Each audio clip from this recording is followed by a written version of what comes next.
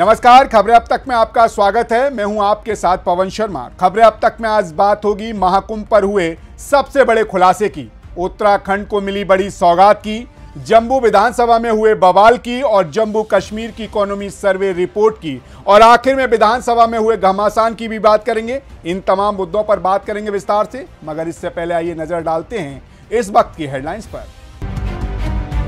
धामी सरकार का यूसीसी कानून लागू, लिव इन कपल्स परेशान, लिविंग में रहने वालों का रजिस्ट्रेशन जरूरी, नहीं तो 3 महीने की होगी जेल। खालिस्तान समर्थन ने लंदन में जयशंकर की कार घेरी, तिरंगा लेकर विदेश मंत्री के सामने पहुंचे और उन्हें फाड़ दिया।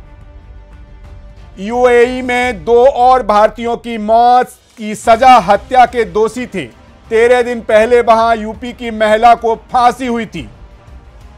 जम्मू कश्मीर में अगले साल तक बहाल हो जाएगा राज्य का दर्जा, विधानसभा में बोले सीएम अब्दुल्ला। तमिलनाडु, केरल, पश्चिम बंगाल में लागू हो एनईपी, भाषा विवाद के बीच सुप्रीम कोर्ट में पीआईएल दायर। दिल्ली में बजट की तैयारियां तेज, व्यापारी संगठनों से मिली सीएम रेखा गुप्ता। गुजरात में सुरेंद्रनगर जिले में कार ट्रक के बीच हुई टक्कर, 3 लोगों की मौत, 4 हुए घायल। प्रशांत किशोर का बड़ा ऐलान, तेजस्वी के खिलाफ लड़ेंगे चुनाव। बिजली विभाग ने 211 करोड़ खर्च कर कमाए 28 करोड़, 45 दिन में 3.20 करोड़ यूनिट से रोशन हुआ महाकुंभ। लगातार दूसरे दिन बाजार में रहा बुल्स का जोर, सेंसेक्स 610 अंक चढ़ा, निफ्टी 22,500 के करीब। हेडलाइंस के बाद चलिए बढ़ते हैं खबरें अब तक में और बात करते हैं पहली रिपोर्ट की। प्रयागराज का महाकुंभ जो इस बार 45 दिनों तक समूचे देश, दुनिया और अपनी ओर खींचते हुए नजर आया। अपने समापन के बाद एक बेहद खौफनाक आतंकवादी साजिश का खुलासा किया गया। लाखों लोगों के भव्य जलसे में जहां सुरक्षा के पुख्ता इंतजाम थे, वहीं उत्तर प्रदेश पुलिस और सुरक्षा एजेंसियों की सतर्क निगाहों ने एक बड़ी घटना को समय रहते नाकामयाब कर दिया। महाकुंभ के खत्म होने के महज 10 दिन बाद उत्तर प्रदेश पुलिस ने एक आतंकवादी को गिरफ्तार किया है, जो कुंभ मेले के दौरान एक आतंकवादी हमला करने की योजना बना रहा था। महाकुंभ के दौरान किसी बड़ी गड़बड़ी के संकेत मिलने के बाद उत्तर प्रदेश एटीएस ने एक्शन लिया। उसकी जानकारी से पुलिस को इस बड़ी आतंकवादी साजिश के बारे में सूचित किया गया और जांच की प्रक्रिया इतनी गहरी की गई कि यह मामला पंजाब तक पहुंचा। यहां पर उत्तर प्रदेश और पंजाब पुलिस के संयुक्त ऑपरेशन ने बब्बर खलासा और आईएसआई के आतंकवादी लाजर मसीम को पकड़ लिया। उसके पास से 3 हेड ग्रेडर, 2 डोनेटर, 1 पिस्टल, 13 जिंदा कारतूस और 2 जिलेनिट रॉडर बरामद हुए हैं। ये आतंकी जो पहले से ही इतिहास का काला धब्बा था, कई बार हथियार और मादक पदार्थों की तस्करी में जेल जा चुका था, उसने महाकुंभ के दौरान एक खौफनाक आतंकवादी घटना को अंजाम देने की पूरी तैयारी कर रखी थी। उसकी योजना थी कि कुंभ में आतंक फैलाने के बाद वह भागकर पुर्तगाल चला जाएगा और वहां छिपकर दुनिया से गायब हो जाएगा, लेकिन उत्तर प्रदेश पुलिस ने उसकी हर योजना को धराशायी कर दिया। गिरफ्तारी के बाद पुलिस ने बताया कि आरोपी पाकिस्तान से ड्रोन के जरिए हथियार और मादक पदार्थों की तस्करी करता था। पुलिस के मुताबिक ये आतंकवादी विदेशी हथियारों की तस्करी में भी शामिल था और आईएसआई के 3 एजेंटों के संपर्क में था। इस मामले पर उत्तर प्रदेश डीजीपी प्रशांत किशोर ने क्या कुछ कहा, आइए सुनते हैं। उसके बारे में मैंने पहले भी बताया है कि हरियाणा की एसटीएफ तथा गुजरात एटीएस ने इस पर कार्य किया है और जो सूचनाएं उनके द्वारा प्राप्त होंगी उसको हम लोग आपके साथ शेयर करेंगे। और इसके पास से और इसके मोबाइल से जो चीज़ें निकल के आएंगी, अगर कोई इसमें आपस में इसका संबंध होगा तो हम आपसे अवश्य शेयर करेंगे। अभी तक के हिसाब से ये अभी तक जो हमारे पास सूचना है उसके हिसाब से ये कह सकते हैं कि ये महाकुंभ के दौरान गड़बड़ी करने आया था।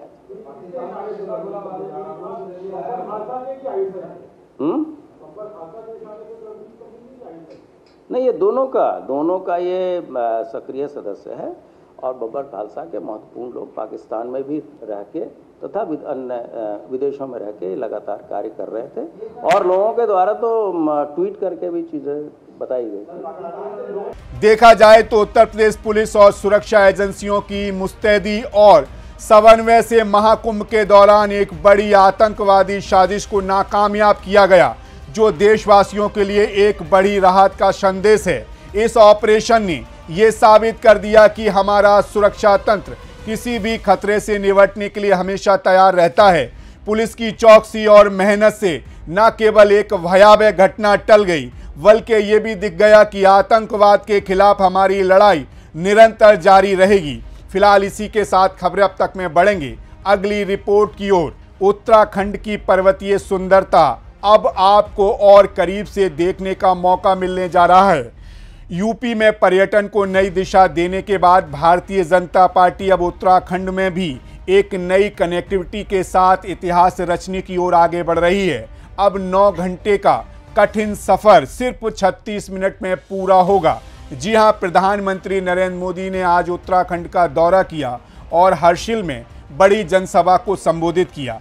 पीएम मोदी के कार्यक्रम को लेकर पहले ही व्यापक तैयारियां की गई थी और जब वे उत्तरकाशी पहुंचे तो उत्साह की लहर दौड़ पड़ी।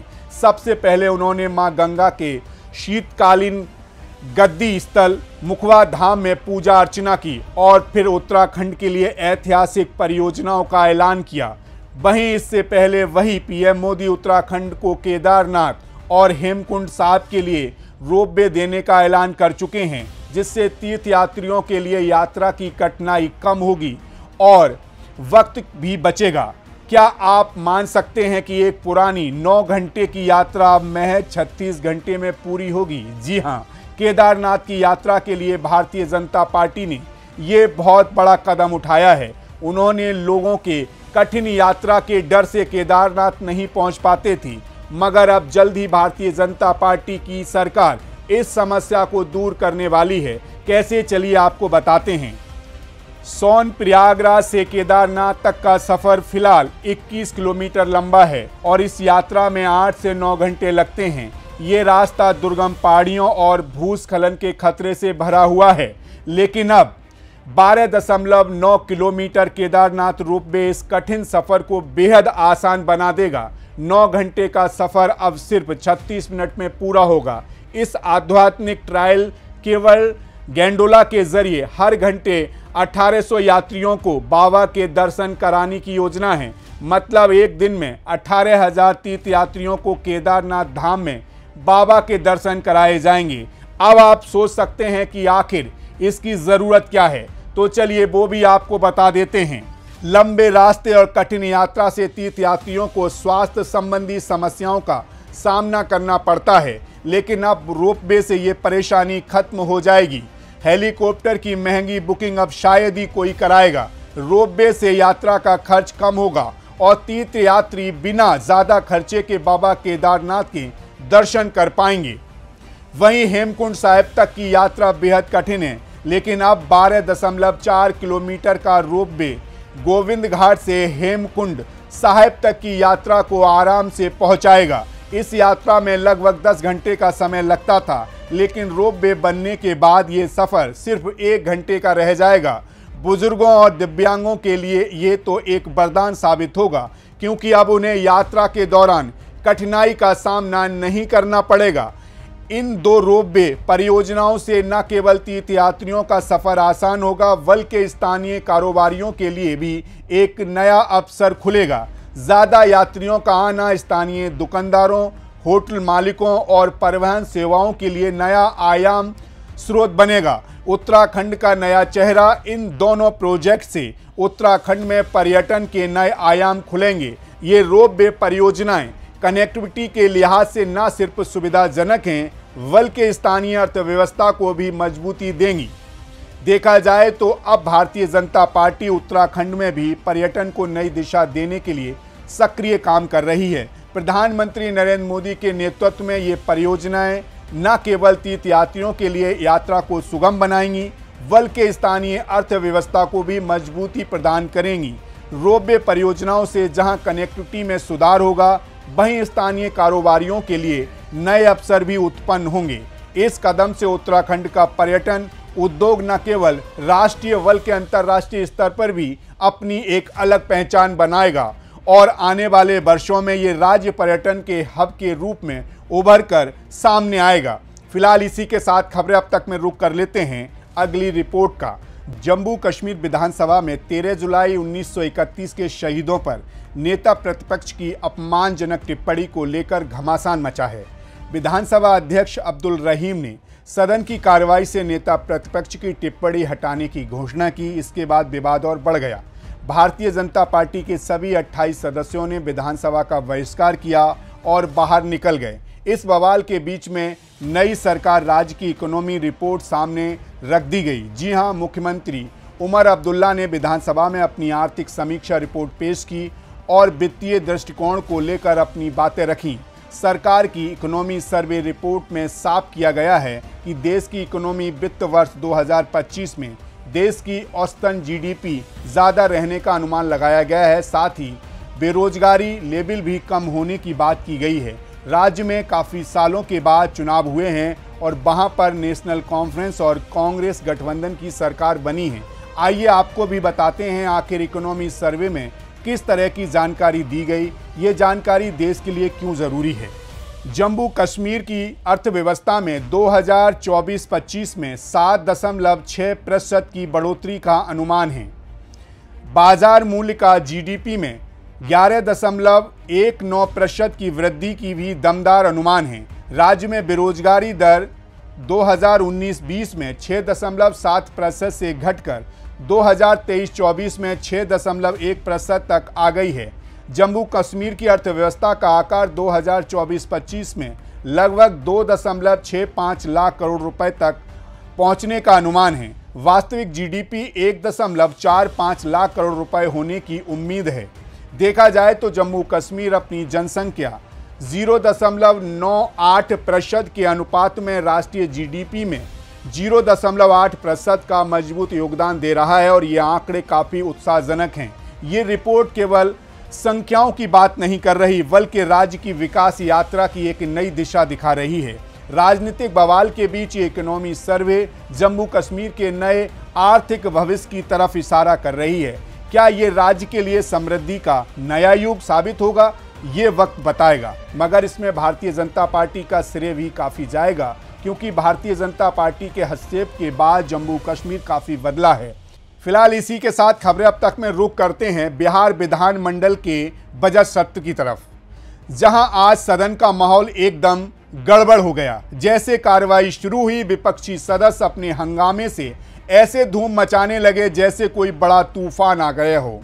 पोस्टर लहराते हुए वामपंथी विधायक नारेबाजी करने लगे और सदन को शोर से भर दिया। ये देख विधानसभा स्पीकर नंदकिशोर यादव ने गुस्से में आकर कहा, ये क्या तमाशा कर रहे हो, अपनी जगह बैठो। फिर उन्होंने मार्शल को आदेश दिया कि इन विधायकों के हाथ से पोस्टर छीन लो, लेकिन इसके बावजूद विपक्षी सदस्य अपनी नारेबाजी बंद नहीं की। बात यहीं खत्म नहीं हुई। तेजस्वी यादव ने तो नीतीश कुमार सरकार को घेरते हुए बजट को झूठा और जुमलों की स्याही से लिखा हुआ करार दे डाला। इस पर मुख्यमंत्री नीतीश कुमार ने तेजस्वी के सवालों का जवाब देते हुए कहा, अरे भाई, उस समय तो हमारी सरकार थी। फिर उन्होंने गहरी सांस ली और तेजस्वी को घेरते हुए कहा, हमने ही तो काम किया था, तुम लोग तो सिर्फ गड़बड़ी करते रहे, बार बार हटाना पड़ा तुम्हें, क्या फिर था? तेजस्वी ने पलटवार करते हुए, अरे नीतीश जी, उस वक्त हमारी सरकार थी। इस वक्त नीतीश ने हंसते हुए जवाब दिया, तुम तो बच्चे हो, तुमसे क्या बात करें, तुम्हारे पिताजी को हमने मुख्यमंत्री बनाया था, याद है कि भूल गए। देखिए बिहार विधानसभा का ये मजेदार किस्सा इस वीडियो में। राज्य में मेडिकल कॉलेज और अस्पताल के लिए काफी काम किया गया है। कितना काम किया गया? पूरा काम किया गया है। तो पहले क्या था? 6 सरकारी मेडिकल कॉलेज और अस्पताल पहले थे। अब उसी में हम लोगों ने अब पहले से, अरे तुम्हारे पिता को हम ही बनाए थे, वो जब आए थे उस समय नहीं था। ये सब फालतू छोड़ो। आज अरे थोड़ा जात वाला भी, अरे तुम्हारे जात वाले भी जो जात थे हमको कहते थे काहे के लिए आप कर रहे हैं, तो हमने तो उसी आदमी को बनवाया था। आई सब कुछ नहीं जानते हो। अब बाद में जब गड़बड़ कर रहे थे, जो गड़बड़ कर रहे थे, जो पिछड़ा और अति पिछड़ा, आज नहीं, जो हम लोगों के नेता थे कर्पूरी जी, वो किए थे, तो वो करना चाहते थे कि अब पिछड़ा अति पिछड़ा का बंद करके खाली पिछड़ा करेंगे। हमने कहा फालतू बात है, अरे अति पिछड़ा है कितना महत्वपूर्ण है, तो हमने उसी समय विरोध किया। और अरे भाई आप जानते हैं ना, 4 साल के बाद हो गया ना 994 में हम अलग हो गए, और बाद में जितना हमने काम किया सब लोगों के साथ, तो इसीलिए हम आपको बता रहे हैं कि जो भी मेडिकल कॉलेज और अस्पताल में जो हम आपको बता दिए कि पहले कुल 6000 था, तो उसके बाद हम लोगों ने तय किया, अभी तो हो गया है, कुल मिलाकर के 12 हो गया है, और 14 और बहुत जल्दी होने वाला है। लेकिन हमने अभी ये तय किया है कि नहीं, और जिलों का भी इसको कर दें, और उसके लिए अनेक जगह पर हम लोगों ने इसके बारे में कर दिया है। देखा जाए तो बिहार विधानसभा में बजट सत्र के दौरान जोरदार हंगामा और तीखे तकरार के बीच दोनों पक्षों ने अपनी अपनी बातों को पूरी ताकत से रखा। विपक्षी विधायकों की नारेबाजी और पोस्टर लहराने से लेकर मुख्यमंत्री नीतीश कुमार और नेता प्रतिपक्ष तेजस्वी यादव के बीच शब्दों की अदला बदली ने सदन को एक हाई वोल्टेज ड्रामा में बदल दिया। इस विवाद ने विधानसभा में राजनीतिक तापमान और भी बढ़ा दिया, और अब ये देखना दिलचस्प होगा कि ये तकरार आगे किस मोड़ तक जाती है। फिलहाल ये तो थी खबरें अब तक की आज की खास खबरों की खास रिपोर्ट, लेकिन इसके अलावा एक बात और करेंगे आपसे। सोशल मीडिया पर लाइक्स, फॉलो और सब्सक्राइबर के लिए बेकाबू हो चुके हैं लोग, और अपनी जान तक जोखिम में डालने से नहीं चूक रहे हैं। हाल ही में मध्य प्रदेश के जबलपुर से एक हैरान कर देने वाली घटना सामने आई, जहां एक युवक ने रील बनाने के लिए अपने कमरे में एलपीजी गैस भर दी। जैसे ही उसने हैलोजन का स्विच ऑन किया, गैस में आग लग गई और 2 लोग बुरी तरह झुलस गए। ये केवल एक उदाहरण है, लेकिन इस तरह के खतरों से भरे कदम उठाना अब आम बात हो गई है। ये घटना हमें ये सख्त चेतावनी देती है कि सोशल मीडिया पर लोकप्रियता पाने के लिए अपनी जिंदगी से खिलवाड़ करना सिर्फ मुक्ता नहीं बल्कि आत्मघाती साबित हो सकता है। इस तरह की घटनाएं सोशल मीडिया के शौक में गंभीर सुरक्षा जोखिमों को जन्म देती हैं, और ये समझना बेहद ज़रूरी है कि लाइक और फॉलो की दौड़ में अपनी जान को खतरे में डालना कभी नहीं सोचना चाहिए। ये अपील है कि हम सब सोशल मीडिया की दुनिया में अपनी जान को दांव पर लगाने से बचें और सुरक्षित रहते हुए अपनी क्रिएटिविटी और प्रतिभा का सही तरीके से प्रदर्शन करें। फिलहाल इसी के साथ मुझे दीजिए इजाज़त, और आप बने रहिए सी न्यूज़ भारत के साथ। हर खबर आपके साथ, आपके यहाँ।